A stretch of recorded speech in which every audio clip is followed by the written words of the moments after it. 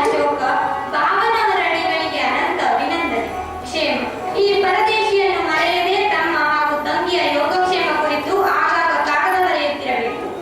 ತಾವು ತಿರುಗಿ ಹೋದ ಮರುವಾರದಲ್ಲೇ ಅತಿವೃಷ್ಟಿಯಿಂದ ನಮ್ಮ ಮನೆ ಪೂರ್ಣ ಬಿದ್ದು ಹೋಗಿದೆ. ಅಂದಿನಿಂದ ಸಾಹುಕಾರ ಧನರಾಜರಲ್ಲಿ ಆಶ್ರಯ ಹೊಂದಿ ಅವರ ಮಿಲ್ಲಿನಲ್ಲಿಯೇ ಕ್ಲಾರ್ಕನಾಗಿ ಸೇವೆ ಸಲ್ಲಿಸುತ್ತಿದ್ದೇನೆ. ಇದಕ್ಕೆಲ್ಲ ತಮ್ಮ ಆಶೀರ್ವಾದ ಬಲವೆಂದು ಬೇರೆ ಬರೆಯಬೇಕಿಲ್ಲ. ಆಗಾಗ ತಂದೆಯ ಸ್ಮರಣೆಯಾಗಿ ದುಃಖ ಮರುಕಳಿಸುತ್ತದೆ. ಆದರೇನು ಬಾಳಿನ ಹಾದಿಯಲ್ಲಿ ವಿಧಿ ಕಟ್ಟಿ ಕಳಿಸಿದ ಬುದ್ಧಿಯನ್ನು ಉಣ್ಣಲೇಬೇಕು. ತಂಗಿ ಕಿಟ್ಟಪ್ಪ ಹಾಗೂ ಶರತ್ತರಿಗೆ ವಂದನೆಗಳು.